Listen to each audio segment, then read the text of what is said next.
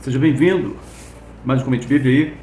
Hoje eu pretendo começar fazendo um rápido comentário da parte final do último vídeo, onde Jesus falava sobre a videira verdadeira, e os temas a seguir serão advertências sobre perseguição, que está em João capítulo 15, do 18 ao 27, e o próximo tema, que é Jesus conforta os discípulos, está em João 16, do 5 ao 33.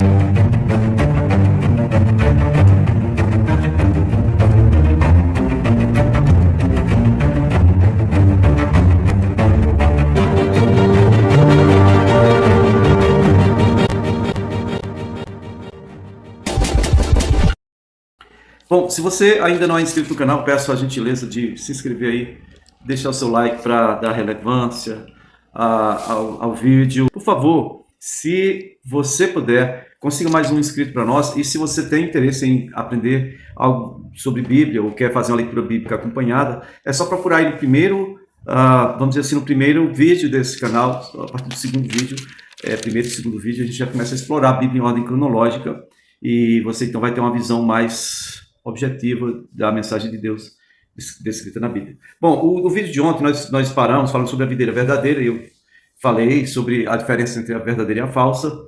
E o interessante é que a primeira parte está lá em João capítulo 15, versículo 1, vai seguindo. Ele diz: eu sou a videira verdadeira, meu pai é o agricultor, e o ramo que estando em mim não dá fruto, ele corta. Todo que está frutificando, ele poda para que dê mais fruto ainda. Aqui em Lima do Norte, estado do Ceará, nós temos o cultivo do limão. E aqui os pés de limão tem um negócio de chupão. Eu parei o vídeo falando sobre o chupão. Os chupões são varetinhas ou brotos do pé de limão que nasce bem perto da raiz, onde a água está batendo ali. Eles ficam bem grandes, eles não produzem nada além de espinhos. Então eles sugam a vitalidade da árvore e acabam atrapalhando, né, a produção. Mas eu queria que você considerasse comigo ainda em João capítulo 15, aí, nessa parte inicial, onde fala da videira, que as pessoas gostam de descontextualizar as coisas, e às vezes até por uma questão de lógica mesmo, eles começam a dizer assim: a gente tem que permanecer, a palavra-chave é permanecer. Então o entendimento que muitos têm hoje é que a gente tem que fazer força para permanecer em Cristo. Não é esse o entendimento que o texto passa. O entendimento que o texto passa é que eu só vou permanecer se eu frutificar. E como é que eu frutifico? Se eu estiver ligado à videira. Como assim? Na videira tem o chupão e tem o galho que frutifica. Se eu sou um chupão, eu vou ser cortado inevitavelmente. Isso não depende de mim, isso é o Pai. Aquele que cuida da videira que vai me tirar. Não adianta, pode se esforçar, pode fazer o que quiser. Pode chorar, pode fazer birra. Você tem sido alguém que frutifica, com certeza. Você vai permanecer. Aí quando Jesus começa a dizer que, olha, permaneça em mim, e eu permanecerei em vós. Se a minha palavra permanecer em vós, pedireis o que quiser. Então, a questão aqui é que dá a entender que a gente tem uma escolha de permaneça, queira permanecer em mim, queira permanecer em mim, queira permanecer em mim. Sendo que essa decisão de permanecer ou não é dada, nesse texto aqui, nesse contexto aqui, não é dado ao homem. Não, porque o homem aqui é colocado, nós somos colocados como os galhos. Nenhum galho de árvore, seja ela qual for, nenhum galho pode se rebelar e dizer assim: não, eu vou secar, eu vou me lançar fora, eu vou parar de produzir. Não, na verdade o chupão é que, os chupões, né, os brotos novos é que atrapalha a produção dos velhos, tá bom? Então, o que Jesus está falando quando diz assim, que nós devemos permanecer, o que ele está falando é sobre a questão de produção de frutos. O que eu e você estamos produzindo no Senhor? Nós estamos no Senhor? Sim. Se eu estou em Cristo, sou nova criatura, as coisas passaram, tudo se fez novo. Versículo 18 de 2 Coríntios 5, né? Vai dizer: tudo isso provém de Deus, que nos reconciliou consigo mesmo e nos deu o ministério da reconciliação. E isso é frutificar. Também tem um outro texto que eu queria fazer menção aqui, que é sobre a questão de frutificar. Eu quero que você me acompanhe aí, se você puder. É lá na carta de Paulo, à igreja dos Gálatas, né? A igreja que está em Gálatas, no capítulo 5, vai falar das obras da carne, do 16 ao 21, e no versículo 22 vai falar o fruto do Espírito. Presta atenção, não tem essa aqui, não é os frutos do Espírito, não é o fruto do Espírito. Aquilo que o Espírito frutifica é amor, alegria, paz, longanimidade, benignidade, fidelidade, mansidão, domínio próprio. Contra essas coisas não há lei. Ok? Por quê? Porque os que são de Cristo Jesus crucificaram a sua carne com as suas paixões e concupiscências. E isso aqui é o que o Espírito frutifica em nossas vidas. Porém, o fruto especificamente que Jesus está se referindo no texto de João capítulo 15 diz respeito a relacionamento humano. Quero que você entenda isso. Toda vez que falarmos do Velho Testamento, dos mandamentos, 10 mandamentos, nós estaremos falando sobre dois tipos de relacionamento, o horizontal e o vertical. Só forma O horizontal só fica no lugar que é para estar se o vertical for estabelecido primeiro. Entende? Então, veja bem, ele está falando de um tipo de fruto aqui que é você fazer discípulo. Olha o versículo 16, João 15, 16. Vocês não me escolheram, vos escolhi para vocês irem, darem frutos, os vossos frutos permaneçam, a fim de que o Pai lhes conceda o que pedirem em meu nome. E este é o meu mandamento, ame-se uns aos outros. Amém? Ame-se uns aos outros aqui, mais uma vez, não tem nada a ver com sentimentalismo. Esse amor aqui é o seguinte, estejam aliançados uns aos outros, aliados, não, aliançados, entende? A intimidade do Senhor é para aqueles que os temem, aos quais Ele dará a conhecer a sua aliança. Como é que eu faço discípulo? Eu tenho o poder de instalar o dedo, e, opa, eu tenho agora eu tenho 10 discípulos, opa, instalei o dedo de novo, tem mais 10, é assim? Não, porque eu não tenho o poder de iludir alguém, ou hipnotizar alguém, ou mudar a cabeça de alguém para que essa pessoa seja meu discípulo. Tudo que essa pessoa precisa ver é Cristo em mim. Se ela me vê na mesma obediência ao projeto do Pai, trabalhando na seara, que é onde são os discípulos, não é da igreja que eu faço discípulo, é na seara, no mundo. O campo é o mundo. O campo é o mundo, disse o semeador. E então essa pessoa, ela vê manifestações do Espírito Santo em minha vida. Ela vê que o Senhor é comigo. E ela vê que é uma extensão daquilo que o Senhor fez, né? Ele disse, as obras que eu fiz, vocês ainda farão maiores, porque eu já vou para o Pai, vocês vão ficar aí fazendo a obra do Pai. E então, essas pessoas vão se aproximar de você, não é por causa de vocês, é por causa da presença do Senhor na vida de cada um de nós, que eles se aproximam, e eles decidem ser discípulos, amém? Independente de você querer ou não, vai ter muita gente que vai se aproximar de você, vai dizer, eu sou discípulo seu, no Senhor. Eu fui gerado pelo Espírito, mas fui gerado no Senhor através do seu ministério, amém? E agora vamos dar seguimento aqui, rapidinho, Jesus falando e advertindo os discípulos sobre a perseguição. Lembrando que ele está indo do local onde ele celebrou a Páscoa e a ceia, ele está caminhando para o Getsêmani, tá bom? E devagarzinho está conversando com os seus discípulos, os 11, porque o Judas foi lá pegar as moedinhas e combinar o local da entrega, o local onde ele ia beijar o Senhor, indicar quem é o Senhor para que eles prendessem o Senhor Jesus, tá ok? João, no capítulo 15, ainda do versículo 18 ao 27, vai dizer, se o mundo os odeia, tenham em mente que antes me odiou. Bom, queridos, como assim se o mundo vos odeia? Verso 19. Se vocês pertencessem ao mundo, ele os amaria como se fosse dele. Todavia vocês não são do mundo, mas eu os escolhi, tirando-os do mundo. Por isso o mundo os odeia. O motivo do ódio do mundo para conosco é só isso. Existe uma separação entre as coisas de Deus e as coisas do mundo, as coisas do céu e as coisas do inferno, o santo e o profano.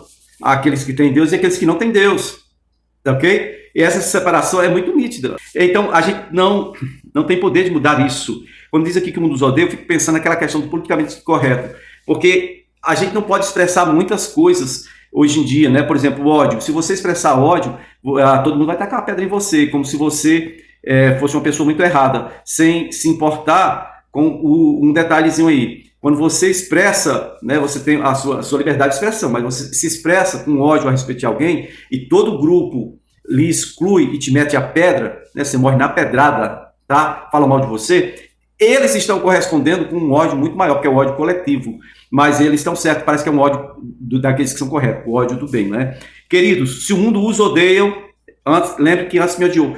Onde é que você vê os religiosos declarando, publicando esse ódio a Jesus? Não, o ódio aqui é sorrateiro, é uma coisa assim, que eles conversavam lá no Sinédrio, mas só lá dentro, só entre eles.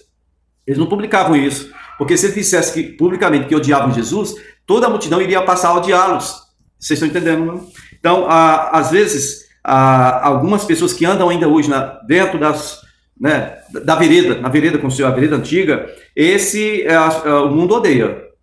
Mas de que forma? É pública? Não, privada. No privado as pessoas falam mal, no privado as pessoas excluem, no privado as pessoas, sabe, detonam a pessoa. É só a gente lembrar, não deixe de andar na vereda do Senhor, não deixe de andar a viver da forma correta, porque você não é aceito pelo mundo. Porque, se você for observar direitinho o texto, se o mundo te odeia, lembra que antes me odiou. Mas olha a parte B. Se vocês pertencessem ao mundo, o mundo haveria de amá-los. O fato deles odiarem vocês é simples. Eu tirei vocês do mundo. Ou seja, fomos transportados do reino das trevas para o reino do Filho do amor de Deus. Então, não tem como continuar esse amor. É como você está aqui, ó, dois times. Você está no de cá, alguém te pegou e passou para o de cá. Gente, não tem como você continuar amando essa pessoa. São rivais, são antagônicos em pensamento e propósito e tudo mais. né? Não tem como, realmente tem que haver aí uma repulsa, um ódio, né? Tá certo? E versículo 20 vai dizer, João 15, versículo 20 vai dizer: lembre-se das palavras que eu lhes disse, nenhum escravo é maior do que o Senhor. Ora, se me perseguiram, também perseguirão vocês. Se obedeceram a minha palavra, também obedecerão a de vocês. É outro ponto. O fato de você ser odiado, publicamente ou no privado, não pare de pregar a palavra. Não pare de anunciar Jesus. Por quê? Porque as pessoas que odiavam ele, escutaram e obedeceram. Então, no meio desses que odeiam, alguns vão ter os olhos abertos, os olhos do entendimento abertos, e vão passar a obedecer a palavra de Deus. Ok? Não abra mão do propósito, porque é o nosso Deus que vai dar resposta àqueles que quiserem usar de violência, demonstrar o seu ódio contra nós, aqueles que estão na presença do Senhor, fazendo a obra do Senhor, porque o Pai nos ordenou. Tá, ok? No versículo 21 de João 15, vai dizer que tratarão de forma áspera assim. Olha, o mundo vai tratar vocês de forma áspera assim, por causa do meu nome, e pelo fato de não conhecerem, né? Não conhecerem o Pai, aquele que me enviou. Embora os que mais maltrataram Jesus eram aqueles que usavam o nome de Deus. Algumas pessoas elas questionam sobre usar o nome de Deus em vão, eles acham que é só pronunciar. Em nome de Jesus. Não, queridos. Tomar o nome do Senhor em vão diz respeito a vocês entrar em aliança com Ele. Uma nação que entra em aliança com o Senhor, ela está tomando o nome do Senhor como seu. E quando ela quebra esse princípio da aliança, ela se torna uma infiel, como disse o profeta Ezequiel. Está lá no livro do profeta Ezequiel. Né? A Israel se entregou à idolatria. Ele diz: isso é próprio de uma prostituta descarada. Né? Uma criatura que se prostitui, uma criatura que podia ser fiel, mas não quis. Então veja bem, no versículo 22, Jesus diz: se eu não tivesse vindo e lhes falado, não seriam culpados de pecado. Agora, contudo, eles não têm desculpa para o seu pecado. Aquele que me odeia, também odeia meu Pai. E se eu não tivesse realizado no meio deles obra que ninguém mais fez, eles não seriam culpados de pecado. Mas agora eles viram as obras que eu fiz, me odiaram a mim e odeiam ao meu Pai. Mas isto aconteceu para que se cumprisse o que está escrito na lei deles, a lei de Moisés, a lei deles. Odiaram-me sem razão. Ok? O que essa parte está falando aqui? Agora eles não têm uma desculpa para esse pecado deles. É o seguinte: todo judeu, todo israelita, eles colocavam como assim: o fim da discussão é o seguinte: você é filho de Deus? Mostre-nos um sinal para comprovar essa verdade. Nós vamos aceitar que você é filho de Deus. E Jesus sempre fez alguns sinais, né? Quer sinal maior do que os que Jesus fez? O apóstolo João disse assim: se fosse escrever tudo que ele fez nos livros, não caberia no planeta Terra. Porém, estes ficaram escritos para que vocês saibam que ele é o filho de Deus. Ok? Amém? Para que vocês creiam nisso. Então, queridos, o pecado deles consistia nisso. Não crer que Jesus era o Filho de Deus. E esse é o pecado que hoje no mundo, os intelectuais, né, que se dizem cristãos, oh meu Deus, eu tenho uma pena, vai tudo para o inferno, com interpretação particular, dizendo: não, eu acho que Jesus, eu não acho que ele seja Filho de Deus, eu acho que Jesus era uma boa pessoa, mas dizer que é Filho de Deus é demais. Bom, então você está discordando da Bíblia? Você está discordando de Deus? E você está sendo encontrado lutando contra Deus. E esse é um problema só seu. Corrija, leia a Bíblia, estude a Bíblia, peça a inspiração do conselheiro, que é o Espírito Santo, ele vai abrir seus olhos. Versículo 26, ele diz aí: quando vier o conselheiro, que na outra versão diz consolador, que eu enviarei a vocês da parte do Pai, o Espírito da verdade, não é o da mentira, é o da verdade, que provém do Pai, ele testemunhará a meu respeito. Vocês também testemunharão, pois estão comigo desde o princípio. Então prestem atenção, preste atenção. A advertência contra a perseguição vai acontecer? Vai. Pode não ser pública, pode ser um negócio mais privado, mais sorrateiro, mas vai acontecer. Eu sofri isso na pele. Eu tentava ser o mais correto possível. Então sempre acontece. Às vezes não é nem ódio de mim, nem ódio de você. Às vezes o ódio é só por esse fato de você ser de Deus. As pessoas odeiam quem anda correto. Não sabem por que odeiam. Né? Pois é. Amanhã tem mais Conhecimento de Bíblia, se o Senhor nos permitir. Valeu.